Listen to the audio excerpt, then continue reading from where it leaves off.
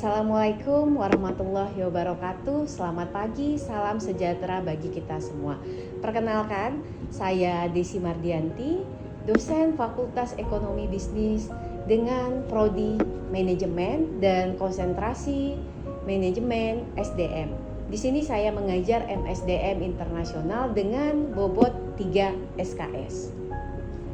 Metode pengajaran saya MSDM Internasional dengan menggunakan metode DIA, Delivery, Interaction, and Assessment. Sebelumnya saya akan menjelaskan lebih lanjut mengenai teknik pengajaran saya. Terlebih dahulu saya akan menjelaskan beberapa hal penting tentang MSDM Internasional. MSDM Internasional banyak digunakan oleh perusahaan internasional yang ingin mengembangkan usahanya. Menurut Dowling, manajemen sumber daya manusia adalah penggunaan sumber daya manusia internasional untuk mencapai tujuan organisasi tanpa memandang batasan geografis negara tersebut. Seperti yang kita pelajari, yang kita ketahui adalah ekspatriat dan repatriasi. Jadi MSDM Internasional mempelajari tentang penugasan internasional. Isu-isu MSDM Internasional yang sering kita ketahui faktor budaya, sistem ekonomi, faktor hubungan hukum dan industrial. Seperti ini yang sering kita hadapi masalah-masalah penugasan internasional. Di sini sendiri saya sebagai pengajar MSDM Internasional, saya tertarik dengan mata kuliah yang saya ajar karena di sini saya sendiri sebagai dosen juga banyak mendapatkan ilmu-ilmu yang terbaru tentang seperti apa yang dibutuhkan oleh negara-negara luar tentang tenaga kerja yang ada dan tenaga kerja apa yang akan dipersiapkan untuk di kemudian hari. Untuk metode-metode pengajaran saya biasanya menggunakan aplikasi cerdas UIR, yang kedua via Zoom meeting, yang ketiga via Google Classroom. Metode pengajaran yang sering saya lakukan, dan juga untuk video pengajaran saya bisa diakses di YouTube saya, Desi Mardianti. Di situ saya juga banyak membuat PowerPoint tentang MSDM Internasional, tentang penugasan internasional, tentang ekspatriat dan repatriasi, tentang isu-isu yang akan dihadapi oleh tenaga kerja internasional. Dan di sini juga adik-adik mahasiswa saya membuka interaksi untuk berdiskusi langsung via Telegram, via WhatsApp, dan juga via Google Classroom. Dan juga saya siap membagikan isu-isu terbaru tentang tenaga kerja yang dibutuhkan oleh perusahaan-perusahaan internasional. Perbedaan MSDM Internasional dan MSDM domestik. MSDM Internasional lebih luas fungsi yang harus ditangani. Contohnya, pajak, gaji dalam mata uang asing, keluarga, pekerjaan, dan lain-lain. Keterlibatan dalam kehidupan pribadi, contohnya akomodasi, budaya, sekolah, lokasi aman. Sistem berbeda untuk lokasi geografis berbeda, berhubungan dengan berbagai lembaga beragam, pemerintah, politik, agama, meningkatnya resiko-resiko kesehatan dan keamanan. Jadi ini perbedaan MSDM Internasional dan MSDM domestik. Pendekatan perusahaan dalam memilih SDM, otomatis perusahaan akan melihat seperti apa kemampuan tenaga kerjanya. Perusahaan juga akan melihat seperti apa yang dibutuhkan oleh dunia bisnis, tenaga kerja seperti apa yang mereka butuhkan, kompetensi seperti apa yang mereka inginkan. Yang dinamakannya penugasan internasional, standarisasi yang harus dimiliki karyawan. Yang pertama, karyawan bisa berbahasa asing. Yang kedua, karyawan harus mempunyai kemampuan untuk penguasaan teknologi. Yang ketiga, karyawan bisa bekerja sama dengan tim. Yang keempat, karyawan mempunyai kemampuan komunikasi yang baik dengan sesama pemimpin dan rekan kerja. Jadi seperti itu perbedaannya antara MSDM internasional dan MSDM domestik. Kendala yang sering dihadapi di saat penugasan internasional. Yang pertama, kurangnya pengalaman dalam operasi di negara asing. Yang kedua, saling tidak percaya antara manajer dan karyawan. Yang ketiga, potensi biaya dan resiko. Jadi, apabila kita melakukan penugasan internasional, otomatis biaya dan resiko itu lebih tinggi, termasuk perbedaan mata uang. Itu kendala yang sering dihadapi oleh karyawan yang bekerja di negara luar. Yang keempat, sikap nasionalitis staf. Ini yang sering sekali dihadapi oleh para pekerja. Yang namanya perbedaan budaya itu sangat berpengaruh signifikan terhadap individu masing-masing. Yang keempat, staf mandek tidak mau berubah. Jadi pola pikirnya ya udah saya seperti itu aja, tidak mau mengikuti bagaimana tenaga kerja yang ada di sana atau bagaimana organisasi sana berlaku pada setiap harinya, per individunya mereka itu sikapnya seperti apa. Terkadang ada karyawan yang memang ya saya seperti ini, pola pikirnya ya mereka ibaratnya kalau bahasa kita stucknya di situ aja. Sementara kalau kita bekerja di luar negeri, suka tidak suka kita harus mengikuti bagaimana proses bekerja mereka, mengikuti budaya mereka, dan juga kita harus bisa bersosialisasi dengan tentunya dengan banyak jumlah karyawan yang berada di tempat kita bekerja. Yang kelima, halangan bahasa dan budaya. Makanya di saat penugasan internasional, perusahaan selalu standarisasi yang dibutuhkan, kompetensi yang dibutuhkan bisa berbahasa asing. Contohnya, kalau kita bekerja di Amerika atau kita ditempatkan di Arab Saudi, pasti perusahaan tempat kita yang akan kita tuju itu syaratnya adalah bisa berbahasa Inggris dengan aktif. Ya, jadi bagaimana sih caranya karyawan bisa mempelajari perbedaan-perbedaan yang ada di tempat asal kita bekerja? Yang pertama, saling mempelajari budaya itu perlu.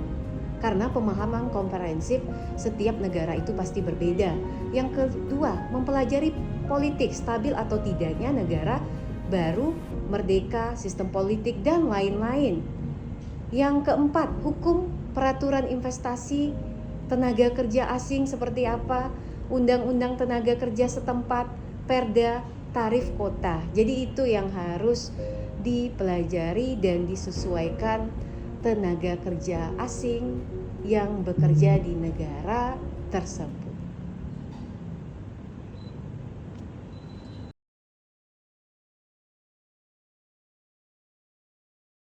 Ya, assalamualaikum warahmatullahi wabarakatuh.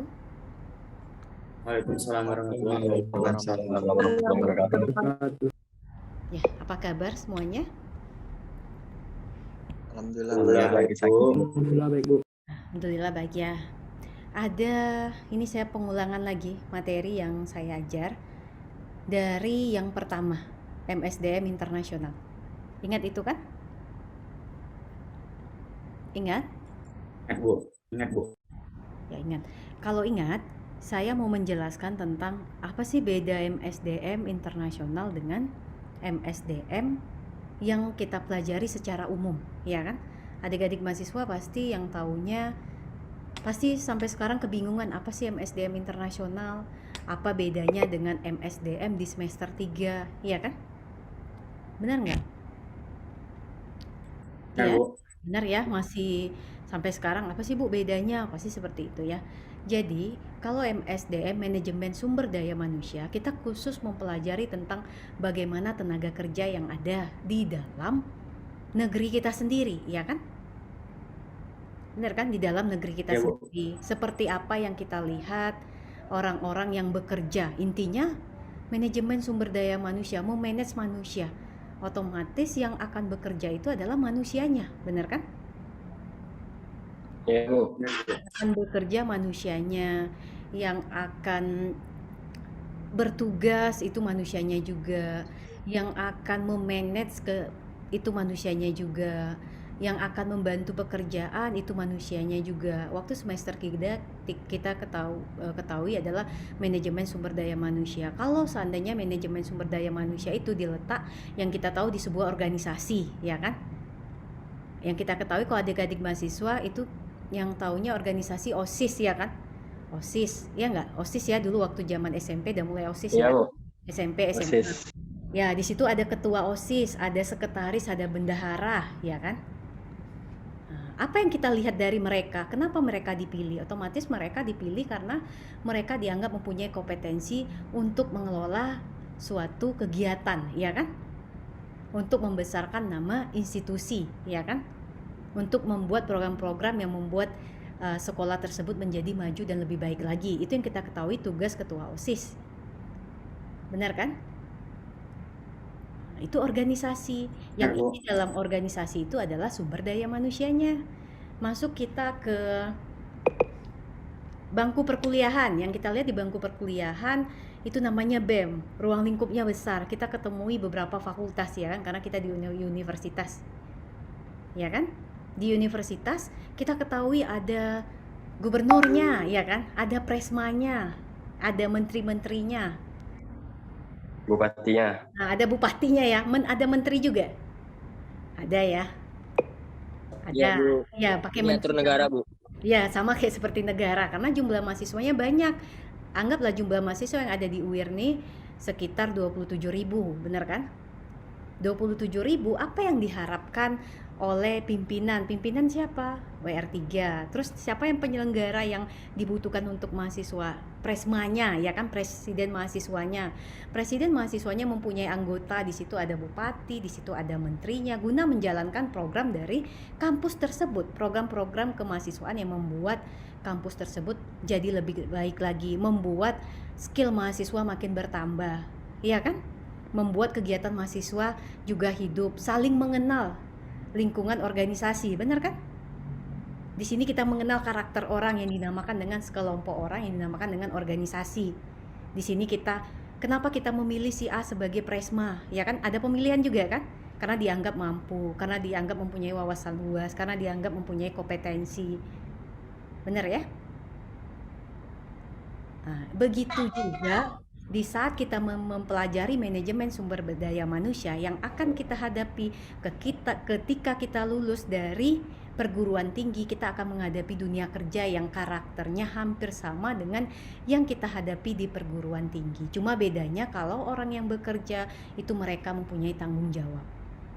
Kalau kita masih sebatas organisasi, itu tergantung kita mau kita buat organisasi ini maju, kita yang aktif. Kita harus berpikiran cerdas bagaimana organisasi ini bisa hidup. Kita selalu berevaluasi, selalu membangun, selalu belajar hal-hal yang terbaru, membuat mahasiswa aktif dalam berkegiatan untuk belajar berorganisasi waktu kita berada di bangku perkuliahan. Ketika kita memulai masuk dunia kerja, dunia bisnis, kita mulai mengenal karakter-karakter orang yang ada di lingkungan kita. Sebenarnya dari kecil kita sudah belajar organisasi ya. Dari TK, dari SD kita punya teman, dari SMP, dari SMA, dari perguruan tinggi. Benar ya? Benar nggak? Iya. Bowo gimana? Benar ya? Bu. Iya Bu. Iya kan, benar ya? Di sini hal-hal ada yang membuat kita ketidaknyamanan, ya kan? Karena karakter organisasi itu ada yang membuat kita nyaman, ada yang tidak, ya kan? Ada yang sesuai dengan kita, ada yang tidak. Sama sekarang adik-adik mahasiswa mengikuti pemilihan presma. Di situ pasti ada perpolitikannya ya. Kenapa si A yang dipilih, kenapa nggak si B, benar kan?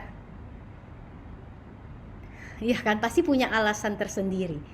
Intinya siapapun yang dia dipilih, dia bisa membangun organisasi tersebut menjadi lebih baik lagi, lebih maju lagi, dan lebih suatu institusi lagi itu lebih dikenal dengan sikap mahasiswanya yang bagus, yang cerdas, ya kan? Itu harapan kita kan kalau di Presma ya, kalau di BEM ya.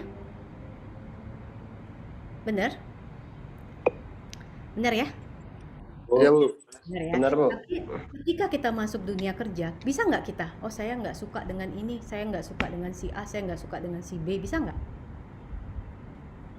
Nggak bisa. Nggak bisa ya, kenapa? Karena kita memilih tempat di mana kita bekerja, suka tidak suka, kita harus menghadapi bagaimana proses kerja yang ada di dalam organisasi tersebut. Itu yang kita pelajari di semester 3 manajemen sumber daya manusia. Kita belajar penilaian kerja, kita belajar prestasi kerja, kita belajar rekrutmen, proses rekrutmen dan seleksi, ya kan? Kita belajar bagaimana manajemen sumber daya manusia dan bagaimana sejarah perusahaan tersebut sehingga perusahaan tersebut jadi besar, dan apa fungsinya tenaga kerja yang ada di perusahaan tersebut, dan bagaimana membuat tenaga kerja itu nyaman bekerja di perusahaan tersebut. Itu yang kita lihat kan? Benar ya? Ketika kita bekerja itu yang akan kita Ya, Bu. hadapi. Oke. Ini udah paham ya untuk manajemen sumber daya manusia. Kita lanjut, apa bedanya manajemen sumber daya manusia dengan manajemen sumber daya manusia internasional? Manajemen sumber daya manusia internasional itu adalah penugasan internasional. Paham ya? Sampai di sini paham adik-adik? Antar negara gitu, Bu. Iya, antar negara. Antar negara yang memang seseorang bisa bekerja di negara lain tanpa ada batasan. Dan itu telah Batasan gimana tuh, Bu? karena itu telah dijamin perusahaannya sendiri. Contohnya yang kita ketahui, kalau di Riau ini kan yang sering kita kenal itu dulu namanya Caltech dan Chevron. Benar? Benar ya? Pasti ya, Iya, Bu. jadi mahasiswa tahu. Betul, Bu. Ketika induk perusahaan Chevron di Amerika ya. Induk perusahaan Chevron di Amerika. Betul, Bu. Ada di Indonesia anak perusahaan. Anak perusahaan salah satunya ada di Indonesia, mungkin salah satunya ada di Cina. Banyak ya sebenarnya. Ketika karyawan Indonesia ditugaskan di Amerika oleh induk perusahaan Chevron, maka itu dinamakan dengan penugasan internasional. Paham? Paham ya? Paham, Bu. Nah, tadi siapa yang Paham, Bu. bertanya? Tadi siapa yang bertanya? Siapa yang bertanya tadi? Bagus tuh pertanyaannya. Siapa yang bertanya? Iqbal, Bu. Siapa? Iqbal? Saya tadi, Bu. Lupa pertanyaan tadi, Bu. Oh, lupa ya. Ridwan, Bu. Ridwan. Ridwan ya. Iya, Bu. Jadi itu seperti itu bedanya, Ridwan, penugasan internasional. Ya, itu perusahaan seperti Chevron, seperti Halliburton. Setahu Ibu Halliburton itu ada juga ya di Riau ya. Pernah waktu itu Ibu juga pernah tinggal di Duri. Bu, bertanya, Bu. Iya, silakan. Bu. Di Indonesia kenapa Chevron udah bangkrut, Bu? Sebenarnya bukan bangkrut, cuma kontraknya sudah habis. Oh, udah habis. Iya, sudah habis, dan pemerintah memilih yang mengelola itu adalah perusahaan Indonesia sendiri yang dinamakan dengan Pertamina. Tidak bangkrut, cuma kebijakan pemerintah kita itu lebih baik. Bagaimana pemerintah kita bisa memperdayakan tenaga kerja dan perusahaan dalam negeri untuk mengelola hasil sumber daya alam itu sendiri. Kan nggak mungkin kita 30 tahun sampai 50 tahun dikelola oleh perusahaan asing, ya kan? Benar kan? Benar nggak? Iya, Bu. Kalau dia mahasiswa gimana? Benar kan? Iya kan? Kan nggak mungkin nih hasilnya 70%, nanti anggaplah 60% itu untuk Chevron, Indonesia dapat 40%. Habis itu minyak kita berkurang, tenaga kerja kita juga sedikit, tidak semuanya dipakai. Sementara di Pertamina semua tenaga kerja kita dipakai oleh Pertamina, itu asli orang Indonesia. Mungkin ada juga beberapa orang asing. Chevron tidak habis sebenarnya di Riau, tapi masih ada beberapa wilayah dipegang oleh Chevron, seperti Minas itu masih di Chevron, Bangko itu masih Chevron. Mungkin yang besar-besarnya dipegang oleh perusahaan dalam negeri sendiri yang bernama Pertamina. Paham ya? Oke, kita belajar tadi Chevron, sekarang Pertamina. Apakah standarisasi kompetensi karyawan Pertamina itu udah sama dengan karyawan Chevron? Iya kan? Pasti adik-adik mahasiswa penasaran, benar nggak?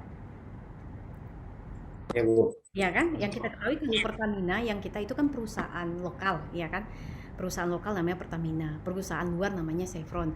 Otomatis peralihan antara Chevron dan Pertamina itu kan karyawannya rata-rata 80% atau 90% itu orang Indonesia, 10% orang asing.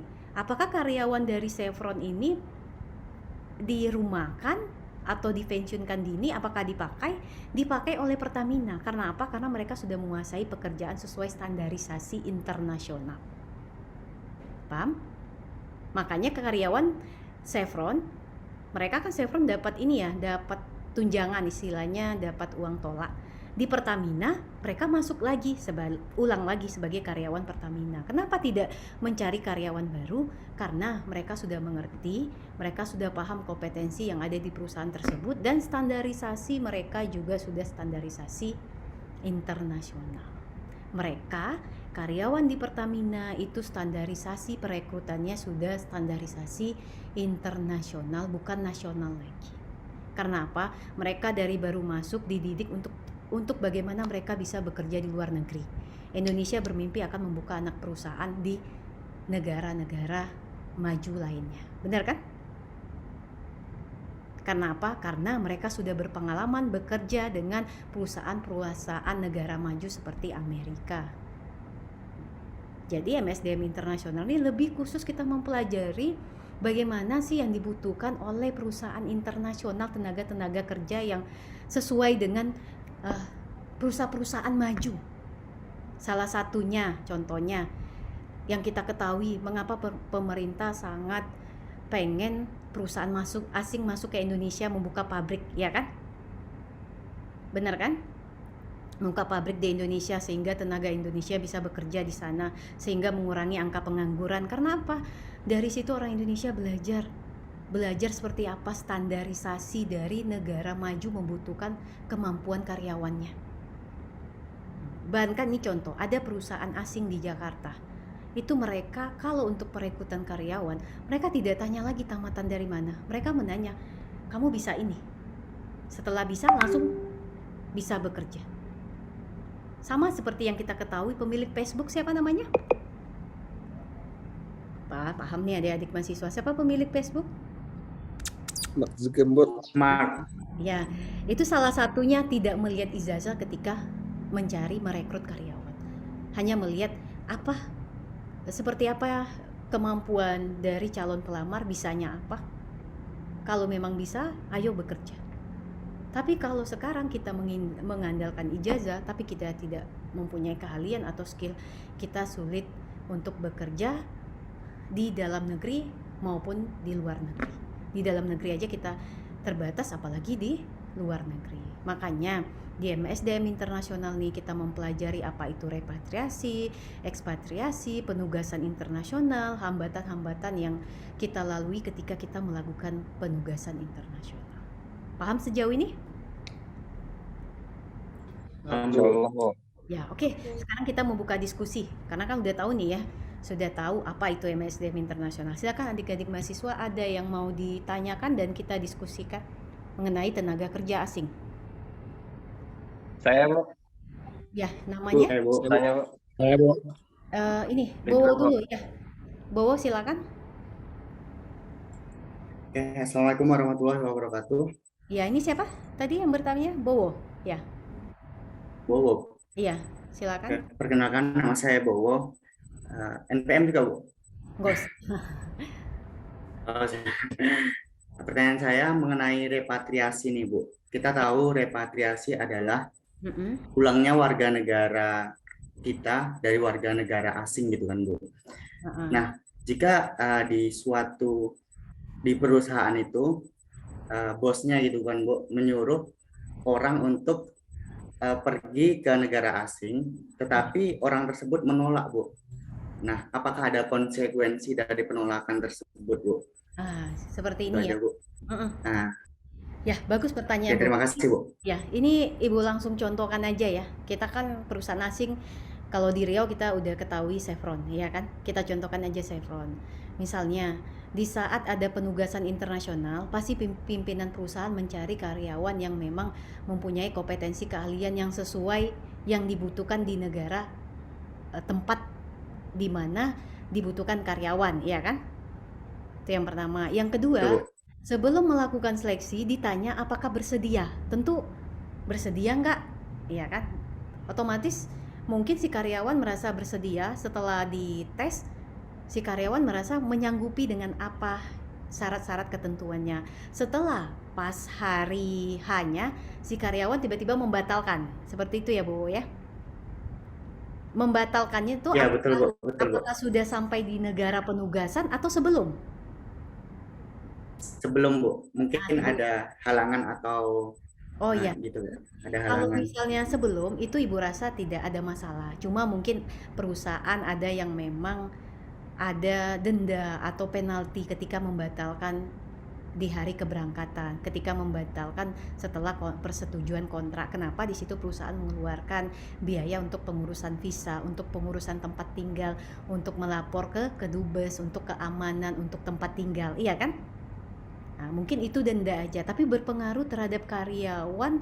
Ya mungkin dianggap karyawan tidak berani atau tidak mampu atau tidak berani mengembangkan diri. Tapi kalau untuk karyawan tersebut mereka dikeluarkan hanya karena hal itu tidak.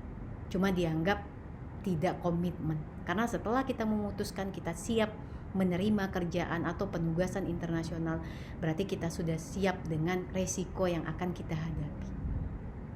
Untuk lebih lanjut mungkin bisa diakses di YouTube saya. Di situ saya juga sudah mengirimkan beberapa tugas dari mahasiswa dan juga PowerPoint dan juga buku apa yang saya pakai sebagai bahan belajar. Sekian dan terima kasih. Assalamualaikum warahmatullahi wabarakatuh.